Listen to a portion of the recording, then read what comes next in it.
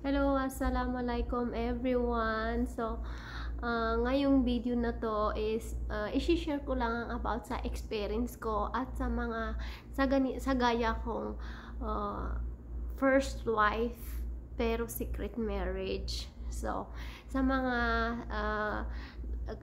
ganitong sitwasyon sa akin at sa mga gustong mag-aasawa pa lang na secret marriage, panoorin nyo to at may advice ako para sa'yo. So, syempre, pag una,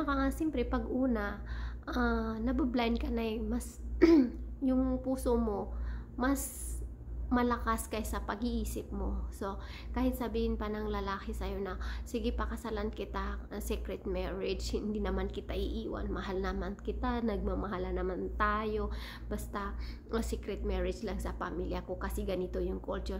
Siyempre magpapuo ka na kasi mas pipiliin mo nga talaga yung puso mo kasi sa yung pag-isip mo na baka in future ano kayang mangyari, hindi mo na yung iisipin kung ano yung nasa isip mo, pero hindi mo alam kung ano yung kakalabasan na masakit pala. So para sa iyo to, sa mga hindi pa nakakapagpakasal, gusto pa lang magpakasal na secret marriage, pakinggan mo to.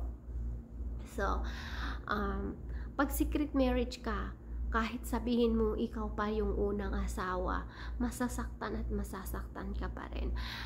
Sa Muslim kasi walang kabit-kabit na sinasabi, pero masasabi mo doon na may una kang asawa, pangalawang asawa, may tatlong asawa, pero masasaktan ka talaga kasi kahit anong gawin mo, ikaw yung tinatago. So yung nagiging legal, yung asawa niya, yung second wife niyang Pakistani ang nagiging legal. So ikaw kahit anong gawin mo, tago ka pa rin.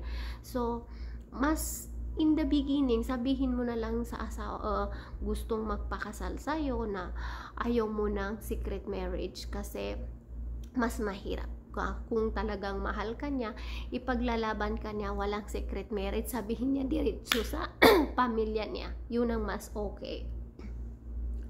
So, wag kang pumayag na sabihin niyang secret marriage, sige lang kasi nagmamahala naman tayo. Kasi sa huli, pag magkaroon ka ng anak, siyempre mahihirapan ka ng lumabas sa sitwasyon mo. Kasi siyempre yung anak mo, ayaw mo rin matanggalan ng tatay. So, kahit gaano kasakit, lalo na kung magka-LDR kayo, ikaw nasa Pinas, yung asawa mo nasa poder ng second wife niya, masakit na masakit pa rin sa'yo. So, diba?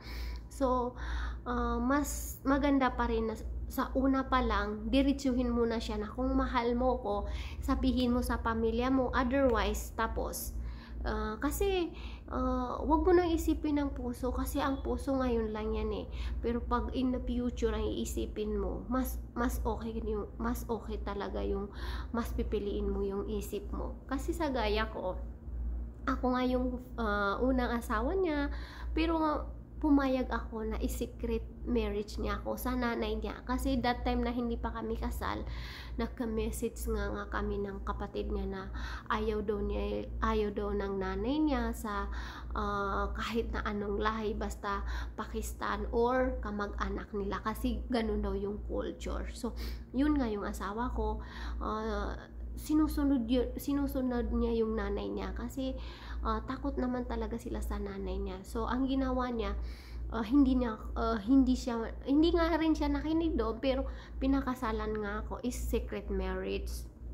So kahit sabihin pa sa'yo ng asawa mo na or magiging future asawa mo na gagastuhan naman kita, ako naman ang bumibigay ng gasto sa'yo, magiging everything is okay, tama nga naman, sa hindi natin alam kasi minsan pa iba rin, kasi sabi ng asawa ko rin ngayon, maghintay ka lang, maghintay lang tayo ng tamang panahon, tamang oras, kasi wala namang sikreto na hindi mabubunyag, diba?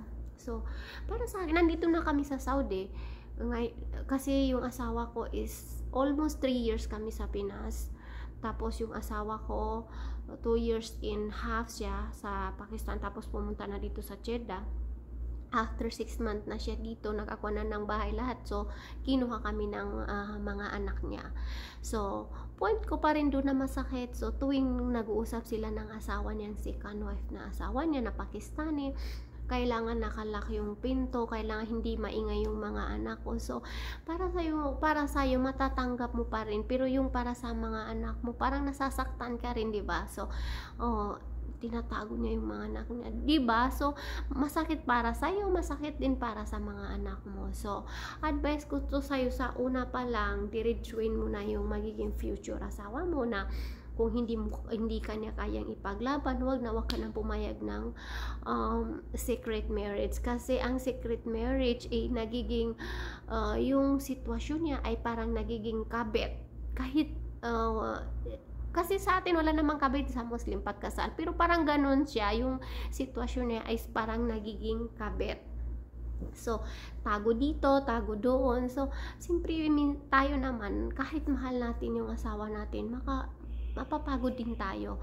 Pero pag may anak ka, kahit pagod ka na, hindi mo rin masasabi na ganito, makakapagtiis ka pa rin kasi naiisip mo yung anak mo.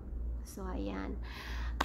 Maraming salamat sa nanonood ng vlog ko. Sana may napulot kayong konting aral sa video ko na to. So, assalamualaikum.